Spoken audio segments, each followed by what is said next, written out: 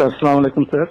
জি স্নাকো sir ওই একটা বিষয় একটু স্যার জানাই রাখি আপনাকে। মাননীয় প্রধানমন্ত্রী এখন একটা বিষয় আপনাকে জানাইতে বলছেন স্যার।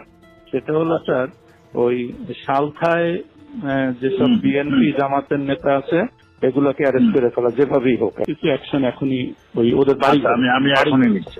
আর পলিটিক্যালি স্যার ওরা যেহেতু পূর্বে আমাদেরও একই রোল এখন।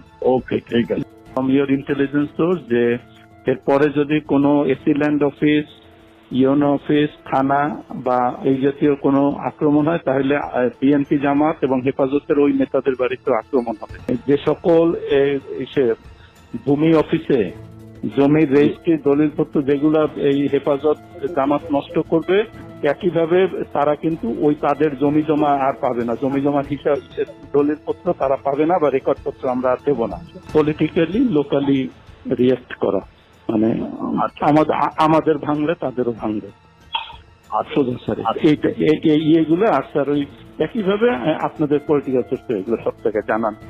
এই সার চাচ্ছে যে সালটায় যেভাবে হোক বেশ কিছু অ্যারেস্ট এখন হয়ে যায় বাড়ি করে। না আমি আচ্ছা আরেকটা জিনিস ওনার সঙ্গে আমি কি ওই যে ইসের চার্জশিট আজকে হচ্ছে শাফি হুজুরের যে হত্যা, স্যার এখানে মামুনের সংশ্লিষ্টটা আমরা এটা খুঁজে পাইনি, কিন্তু বাবুনগরীরটা পাওয়া গেছে। ওনাকে একটু জানাই দিন, তাহলে আমরা চার্জশিটের